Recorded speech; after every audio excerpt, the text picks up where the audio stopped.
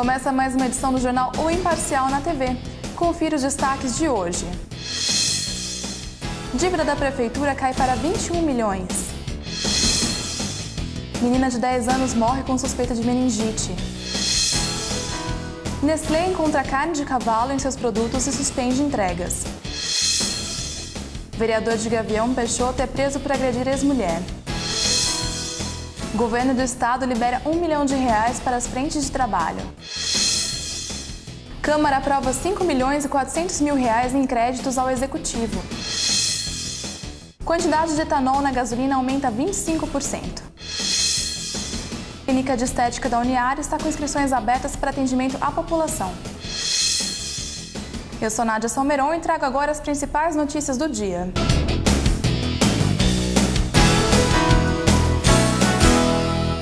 A dívida da Prefeitura de Araraquara caiu de 73 para 21 milhões de reais. É o que apontou Roberto Pereira, o secretário da Fazenda, em uma coletiva de imprensa realizada na tarde de quarta-feira.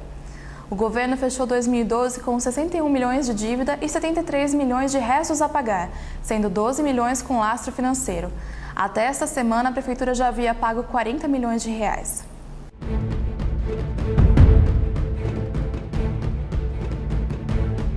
A situação de Araraquara, comparada às outras cidades, está boa. Algumas prefeituras estão com 70% do orçamento comprometido. A dívida da prefeitura é de 21 milhões e deve ser normalizada até março deste ano. O governo fechou em 2012 com 61 milhões de dívida e 73 milhões do resto a ser pago. Sendo que desses 73 milhões, 12 milhões a prefeitura possui lastro financeiro, ou seja, não é dívida. Então, a dívida líquida total da Prefeitura ela ficou no valor de 61 milhões de reais. A situação financeira da Prefeitura é considerada saudável. Entretanto, dívidas como a do DAI e INSS não fazem parte do orçamento apresentado. Uma menina de 10 anos morreu com suspeita de meningite.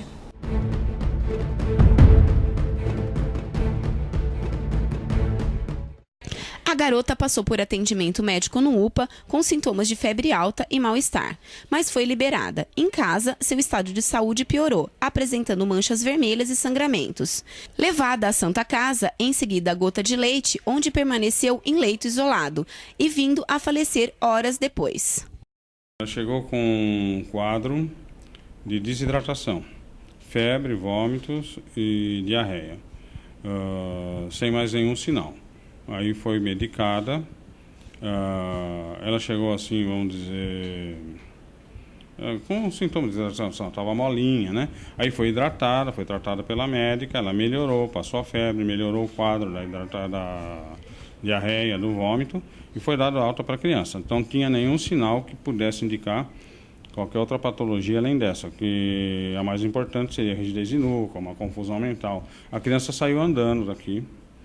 E foi, inclusive, retornou para casa com o transporte social, o carrinho que a gente faz, às vezes, o retorno de pacientes que não têm meios para voltar para casa, dependendo do horário, né? E em casa, a criança piorou assim, ela passou a apresentar o quadro da doença, que pintou o corpinho, aí sim ela entra numa situação de pré-coma, praticamente, né? Então, é como eu estava falando, é uma doença de instalação rápida, de 25% a 30% dos casos, como eu estava falando, ela se instala sem apresentar os sinais da meningite, entende? Então, você não detecta você não pode falar vai ser uma meningite ou não, se ela não tiver os sinais, rigidez de nuca, ou coisa. Tratou, melhorou, porque a meningite, por exemplo, tem vômito, mas tem aquele vômito em jato, prolongado, você não consegue controlar o vômito, você não controla, porque é de origem central, não é? E, no caso aí não, a criança ficou bem, foi embora e apresentou a doença em casa. Então,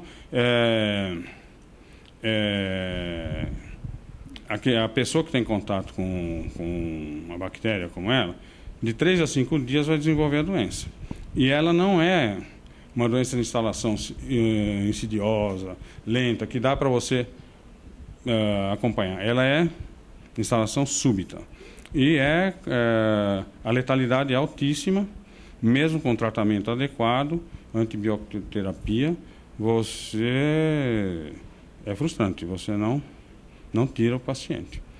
Ele entra em choque, entra em coma, falência total dos órgãos e vai a óbito, certo? Eu acho assim, tem que ter muito cuidado com isso, porque não com o contágio, com essa preocupação. Não é tão grande assim. O CESA, que é o órgão competente e responsável por isso, ele está tomando todas as medidas necessárias. Não quer dizer que todas as pessoas tenham que fazer a profilaxia, né? Eles têm lá o padrão deles, têm um protocolo, e eles vão seguir o protocolo e fazer a profilaxia em quem for necessário, certo? Não é epidemia, não é nada, é um caso isolado. Isso aí acontece o ano inteiro. No inverno piora. Mas nós não temos quadro epidêmico, nós temos um quadro de doença normal, certo? Que ela existe, de vez em quando vai aparecer. Como eu falei, o meningococo está aí no ar, está na gente, certo? Porque nós podemos ser portadores. Aliás, você pode ser portador se você tiver contato com um paciente com meningococo, você pode ser portador até uns 5 dias, portar a bactéria na orofaringe, certo? Não desenvolver a doença, e você pode estar transmite para ele. E todos vão ser portadores e não vão desenvolver a doença. Só 1% dos portadores desenvolve a doença, por motivos não esclarecidos até hoje, bem definidos. Entendeu? Pode ser deficiência imunológica no momento, estado nutricional, uma série de fatores que não estão bem esclarecidos por que a pessoa vai desenvolver a doença. Então, não quer dizer que a pessoa que teve contato obrigatoriamente vai desenvolver a doença. Vai ser feita a profilaxia por uma medida de segurança, certo? Mas, pode ser que quem teve contato, ninguém desenvolva, mesmo que não se faça profilaxia, mas é como existe o protocolo, você vai fazer para evitar uma surpresa desagradável. Isso sim, não quer dizer que seja uma doença grave, de jeito nenhum.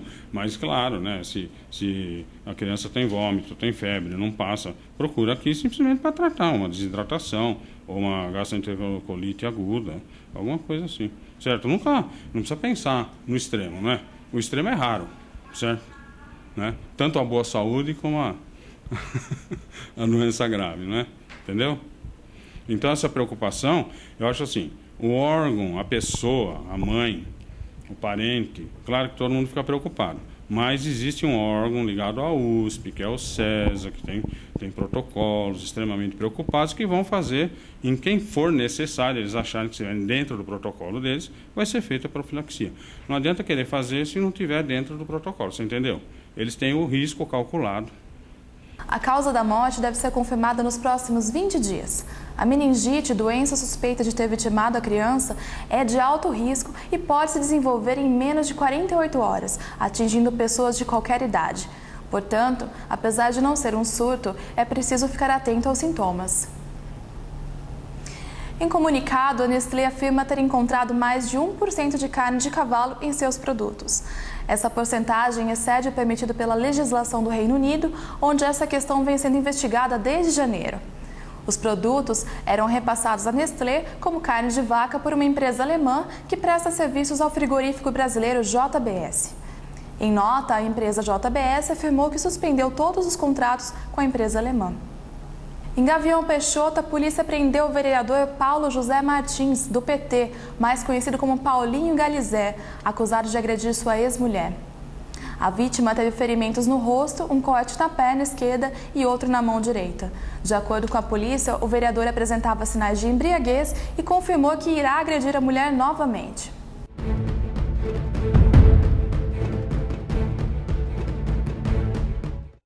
O vereador Paulo José Martins está preso na cadeia de São Carlos. Segundo a polícia, ele não quis pagar a fiança no valor de R$ 5.900. Martins é suspeito de ter agredido a ex-mulher Rosinilda Davi. O crime teria acontecido dentro do bar dele, no centro de Gavião Peixoto. Ainda não se sabe o motivo da briga e na cidadezinha de 4.500 habitantes, ninguém dá entrevista sobre o assunto. Paulo José Martins foi eleito pelo PT pela primeira vez com 146 votos. O presidente da Câmara diz que não pretende abrir processo administrativo. Segundo ele, o suplente só será convocado depois que o vereador for condenado em última instância. Temos que, primeiro, ir passo a passo, aguardar a justiça, né, ver o que ela determina, para depois eu, como presidente da casa, junto com os demais vereadores, ver a posição que nós vamos tomar mediante essa situação. Após passar um dia na prisão, o vereador foi solto. O Partido dos Trabalhadores estuda a possibilidade de expulsão do parlamentar. Vamos para um rápido intervalo e voltamos daqui a pouco com mais notícias.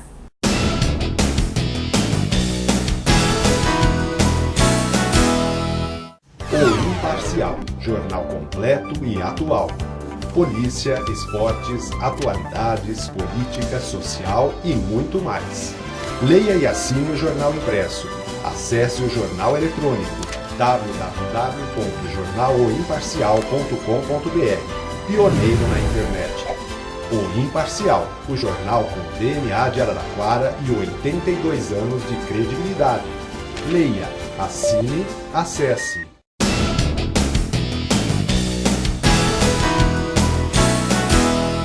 O governo do estado liberou R$ 1 milhão para a contratação de 340 trabalhadores nas frentes de trabalho.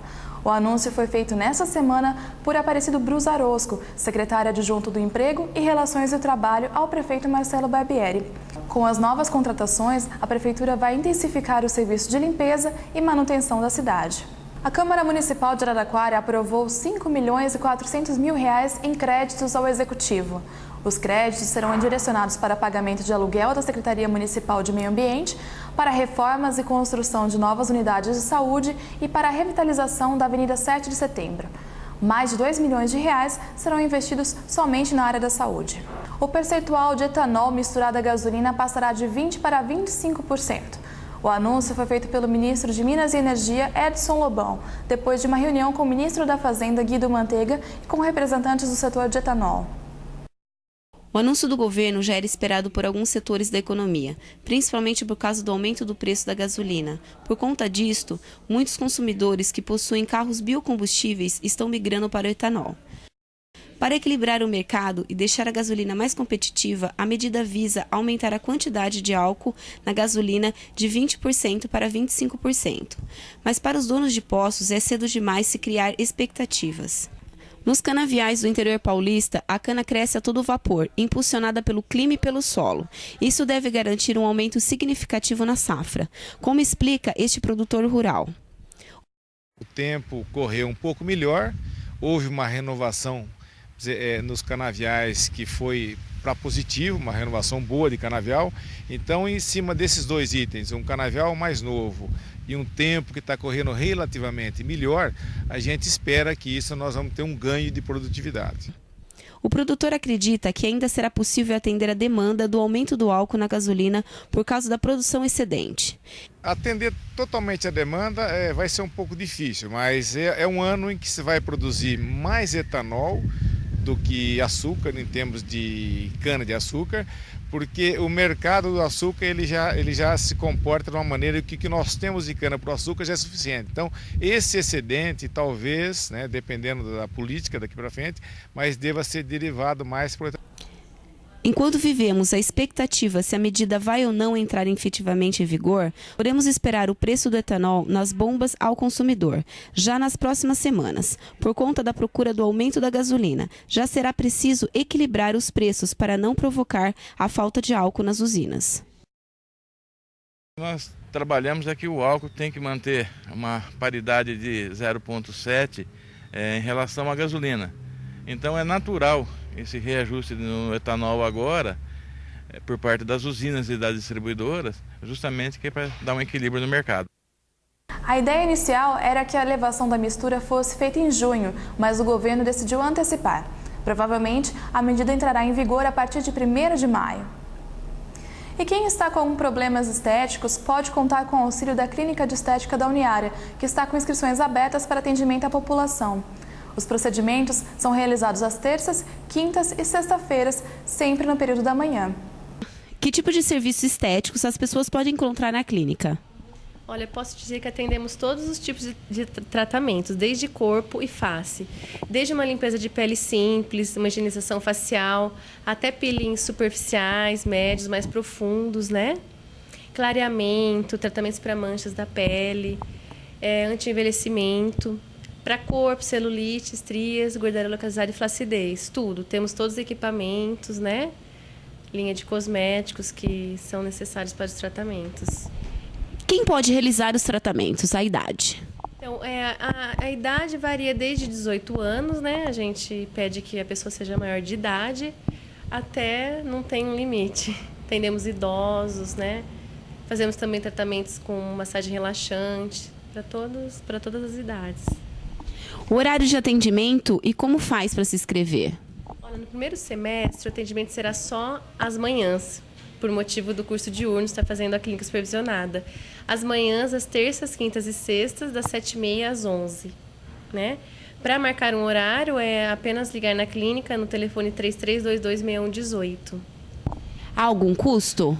Sim, o custo é de R$20, né, para manutenção de equipamentos e para compra de cosméticos. Lembrando que a clínica está localizada na Rua Carlos Gomes, 1157, no centro da cidade.